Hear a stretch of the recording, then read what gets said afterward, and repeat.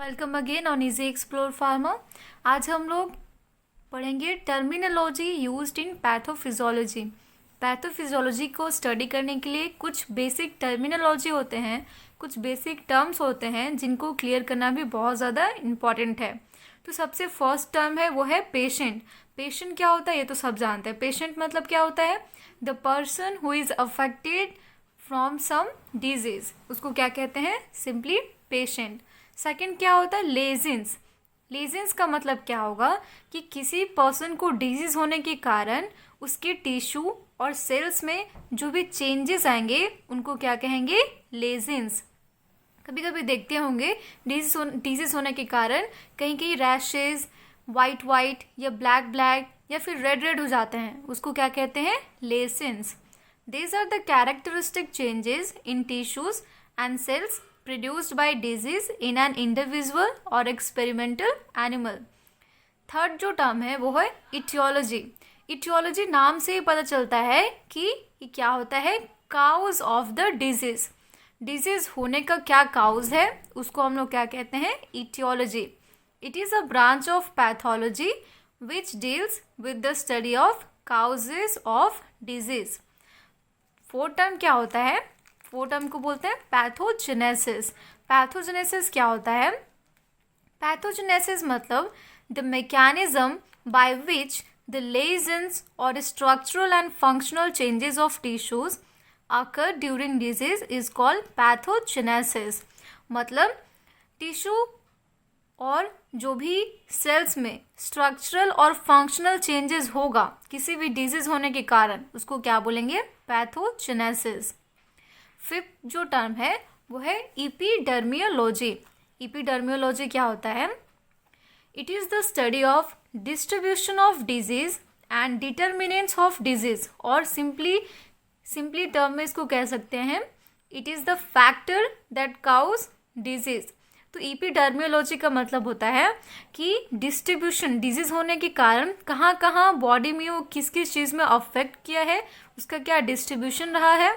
और determinants of disease मतलब हम लोग कैसे डिटरमाइन कर सकते हैं कि इस पर्सन को ये डिजीज़ है और उस पर्सन को वो डिजीज़ है, तो उसको हम लोग इपिडर्मियोलॉजी टर्म से डिनोट करते हैं।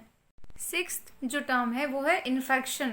इन्फेक्शन का मतलब पैथोजन बॉडी में इंटर करने से, मल्टीप्लिकेशन करने से जो भी बॉडी के अदर पार्ट्स में अफेक्ट होता है उसको क्या कहते हैं? इन्फेक्शन।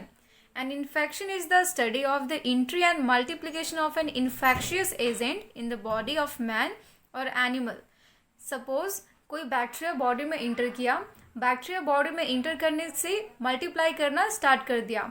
बैक्टीरिया के मल्टीप्लिकेशन करने से जो भी बॉडी के अदर पार्ट्स में चेंजेस आए, कोई डिजीज हो गया, तो उसको क्या बोलेंगे? इन्फेक्शन। बट इन्फेक्शन होने से डिजीज हो भी सकते हैं और नहीं भी हो सकते हैं, ठीक है। सेवन जो टर्म है वो है इन्फेस्टेशन। इन्फेस्टेशन का मतलब होगा ये इन्फेक्शन जैसा है बट स्लाइटली चेंजेस हैं। वो ये हैं कि इन्फेस्टेशन में पैथोजन जो बॉडी के अंदर जाके मल्टीप्लाई करेगा वो कोई और दूसरा पैथोजन नहीं होगा, बस पैरासिटिक ऑर्गेनिज्म ही होगा। इन्फेस्टेशन मतलब it means that development and reproduction of parasitic organism within और on the host. For example को एक पैरासिटिक ऑर्गेनिज्म का नाम बोलेंगे तो वो होगा राउंड वॉर्म इन्फेस्टेशन। इन्फेक्शन किसके कारण? जैसे सपोज बैक्टीरिया हो गया, कोई भी बैक्टीरिया हो गया, फंजाई हो गया, और भी अदर पैथोजेंस हो गए, तो वो सबके कारण इन्फेक्शन होगा। बट अगर पैरासिटिक ऑर्गेनिज्म के रिप्रोडक्शन से जो डिसीज होगा उसको क्या बोलेंगे? इन्फेस्टेशन हुआ है, नॉट इन्फेक्शन हुआ है। तो ये दोनों टर्म रिलेटेड हैं बट कंफ्यूज नहीं, दोनों अलग अलग टर्म हैं। एट जो टर्म है वो है कॉन्टैजियस डिजीज। कॉन्टैजियस डिजीज का मतलब कि disease that is transmitted through direct contact, वो डिजीज जो ट्रांसमिट हुआ डायरेक्ट कॉन्टैक्ट से। Point to be noted, direct contact मतलब जस्ट डायरेक्ट कॉन्टैक्ट, जैसे कि एड्स हो गया, सिम्फिलिस हो गया, स्कैबिस हो गया, जो भी सेक्सुअली ट्रांसमिटेड डिजीज हो गया वो सब किसके अंडर में आएंगे? कॉन्टैजियस डिजीज के अंडर में आएंगे। जो नाइन्थ है वो है कम्युनिकेबल डिजीज। कम्युनिकेबल डिजीज तो बहुत स्मॉल क्लासेस से ही टीच किया जाते हैं।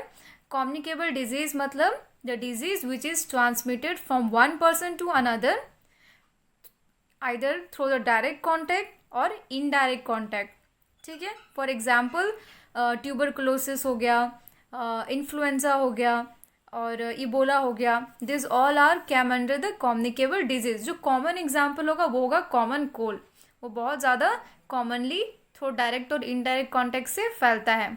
तो कॉन्टैजियस एंड कम्युनिकेबल डिजीज में यही डिफरेंस है कि कॉन्टैजियस डिजीज मीन्स वो भी एक पर्सन से दूसरे पर्सन को ट्रांसमिट हो सकता है but only through the direct contact. In communicable disease वो ट्रांसमिट होगा not only through the direct contact but indirect contact से भी ट्रांसमिट हो सकता है। और सिर्फ डायरेक्ट और इनडायरेक्ट नहीं बल्कि इन्वायरमेंट से भी वो काज हो सकता है। Disease which is transmitted from one person to another, that is from man to man, animal to man, animals to animal और from environment, ठीक है। एग्जाम्पल हो जाएगा ट्यूबरकुलोसिस और कॉमन कोल्ड। जो 10th है वो है एपिडेमिक। एपिडेमिक का मतलब क्या होगा कि द नंबर ऑफ केसेस और death observe over and above the number expected for the particular period is in the population is known as in epidemic। epidemic का मतलब क्या होगा, मतलब कि नंबर ऑफ केसेस हम लोग को एक्सपेक्टेड था कि उस रीजन से इतना आएगा, लेकिन वो नंबर ऑफ केसेस उससे भी बढ़ के और भी बढ़ गया और इवन कुछ आसपास के नेबरिंग कंट्रीज में भी वो क्या हुआ, स्प्रेड हो गया। तो उसको क्या कहेंगे, एपिडेमिक। 11 टर्म है, अगर एग्जाम्पल देखिए तो एक सार्स ये एक एग्जाम्पल हो सकता है एपिडेमिक का। नेक्स्ट टर्म है वो है इंडेमिक। इंडेमिक क्या होता है कि वैसा डिजीज और इन्फेक्शियस एजेंट जो कि एक गिवन जियोग्राफिकल एरिया तक ही सीमित है, उसको क्या बोलेंगे, इंडेमिक। अगर सपोज एक एग्जाम्पल से अच्छे से समझते हैं, एपिडेमिक, इंडेमिक एंड स्पोरेडिक ये तीनों टर्म आपस में रिलेटेड है, ठीक है। सपोज स्पोरेडिक का मतलब पहले एक बार सिंपली देख लीजिए। स्पोरेडिक का मतलब कि कोई डिजीज और इन्फेक्शियस एजेंट जो कि एक सिंगल पर्सन में है और उस पर्सन से उस स्मॉल जोन में स्प्रेड होता है। स्मॉल जोन कहने का मतलब कोई एरिया, सपोज कोई विलेज, बस विलेज तक ही वो सीमित रहेगा, तो उसको क्या बोलेंगे, स्पोरेडिक। अगर वो उस विलेज से आसपास के टाउन में भी स्प्रेड हो जाएगा तो उसको क्या बोलेंगे हम लोग, इंडेमिक, ठीक है। अब हम लोग अच्छे से देख लेते हैं, हम लोग एक बार डायग्राम से समझते हैं। सपोज स्पोरेडिक का मतलब क्या हुआ, एक विलेज है, इस विलेज में कुछ पर्सन को डिजीज हुआ है और वो कुछ पर्सन में ही स्प्रेड हो रहा है, इस एरिया से बाहर नहीं जा रहा है, तो उसको क्या कहेंगे, स्पोरेडिक, ठीक है। सेकेंड टर्म था वो था इंडेमिक। इंडेमिक का मतलब क्या होता है कि सपोज इस एरिया में, सपोज ये नॉर्थ अफ्रीका रीजन है, इस रीजन में मलेरिया हो गया है कुछ पर्सन को, तो इस रीजन से मलेरिया इसी रीजन में स्थगित रहेगा, इट मीन्स इसी रीजन में रहेगा, इससे बाहर नहीं जाएगा, तो उसको क्या बोलेंगे, इंडेमिक। मतलब स्पोरेडिक एक छोटा सा और थोड़ा सा बड़ा पार्ट हो गया, ये हो गया इंडेमिक।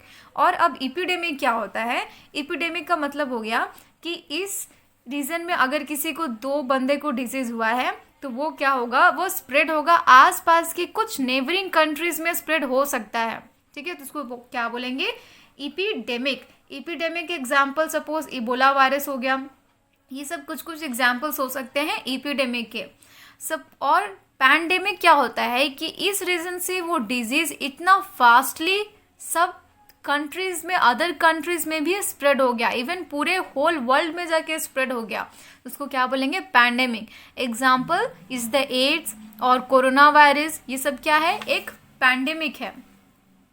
वो है जूनोसिस। जूनोसिस का मतलब कि वो डिजीज और इन्फेक्शन जो कि ट्रांसमिट होगा किसी भी एनिमल से मैन में।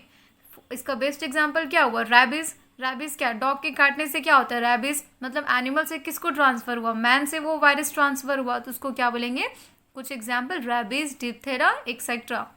Last one which is fomite. Fomite का मतलब क्या होगा कि वो कॉन्टामिनेटेड आर्टिकल्स, सब्सटेंस और इनएनिमेट मैटर से अगर कोई इन्फेक्शन काज होगा तो उसको क्या बोलेंगे, फॉर्माइड। फॉर एग्जाम्पल अगर कोई अपना टावल किसी को शेयर किया है तो उस टावल की शेयरिंग से जो भी डिजीज अगर काज हो जाएंगे उसको क्या बोलेंगे, फॉर्माइड।